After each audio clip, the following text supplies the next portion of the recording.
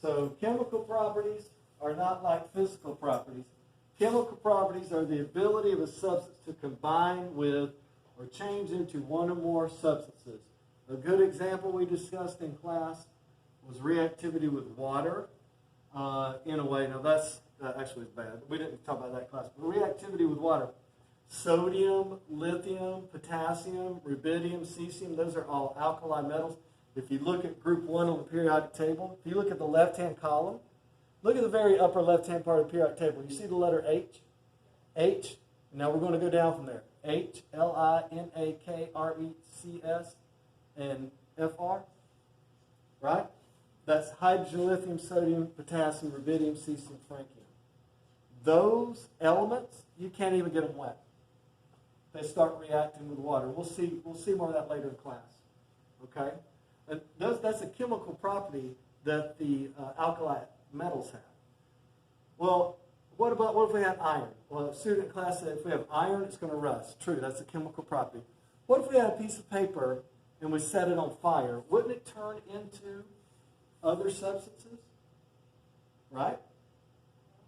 Okay, an example would be, let's take a look at this. This is wood, right? It's a pile of firewood. What is this? A pile of ashes. So these are two different things, right? So a chemical property that wood has is that it's flammable. Does that make sense to you?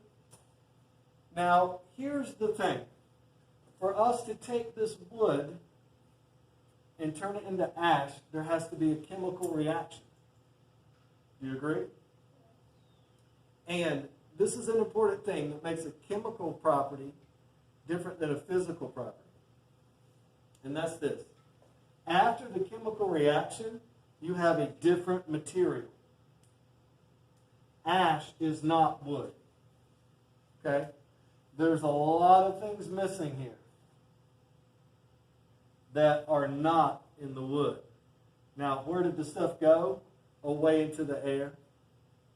Right? You saw smoke leave the fire, right? If we had a fire, you see smoke. Well, those are elements and chemicals and atoms, substances that were in the wood, and now they're gone. So now we have a new substance. So flammability is a chemical property, not a physical property, because we didn't physically change the wood. This is something different. Some other chemical properties are pH. pH is the amount of free hydronium atoms in water, or free protons.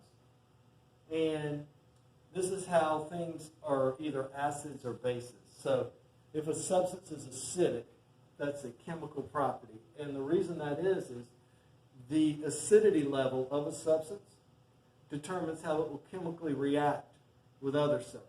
So it's a chemical property. All right. Now, this is a very important slide of which you should write down all the information. Okay? And I usually spend time telling you, just write this one sentence. You want to know this whole slide. New substances are produced with chemical changes. Just like a new substance was produced here. We made ash from the wood, okay? These 1, 2, 3, 4, 5, 6, 7 ways, these 7 observations you can make. If any of these happen, then you have observed a chemical reaction, not a physical reaction.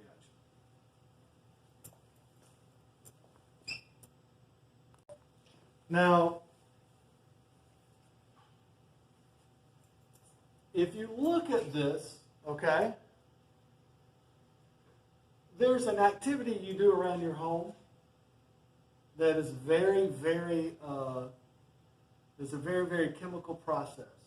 And you do it several times a day. If you look at this, the activity around your home includes, sometimes it includes sizzling, sometimes there's foaming. You can usually smell when something is happening. You see a color change, and sometimes there's burning. Sometimes it burns and you don't want it to. Can you think about what activity I'm talking about? Cooking, that's exactly right. When you're cooking, you are chemically changing your food. And we're hitting almost all these marks. Let's say we're making a steak. Sizzling, smell it. It changes color from red to brown, right? And sometimes you can burn it, okay? And if you're making hamburgers, which are greasy, those bad boys will catch on fire. You ever notice that?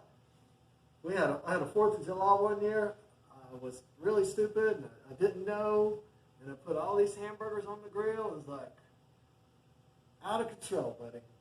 We lost some hamburgers, got to pulled out the fire extinguisher and hosed down all the hamburgers.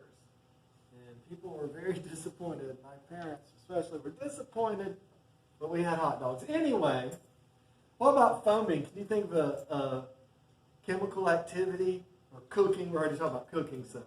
Can you think about an activity in cooking that involves foaming? What? That's different. I like that. But there's a certain type of cooking where foaming occurs. It's not frying things. It's not grilling things. Nobody knows what I'm getting at? Baking.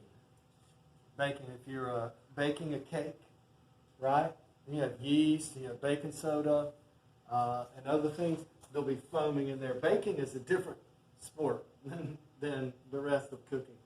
But one of these things you don't understand yet, and that is forming a precipitate.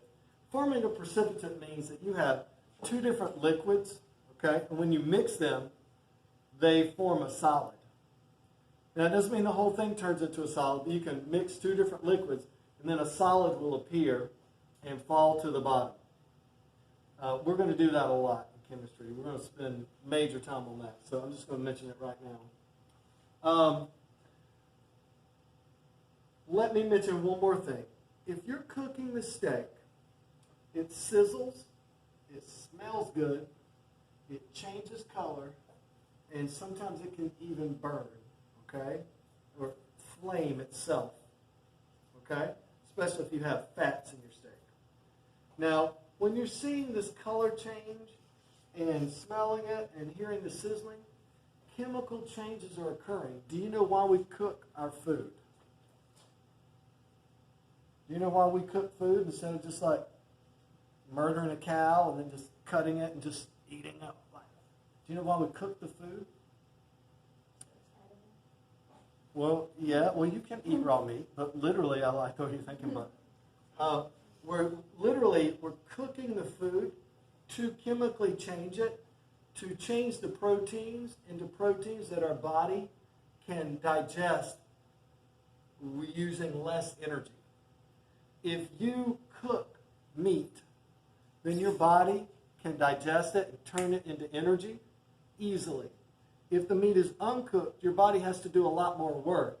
And since your body's doing work to get energy, the efficiency is bad.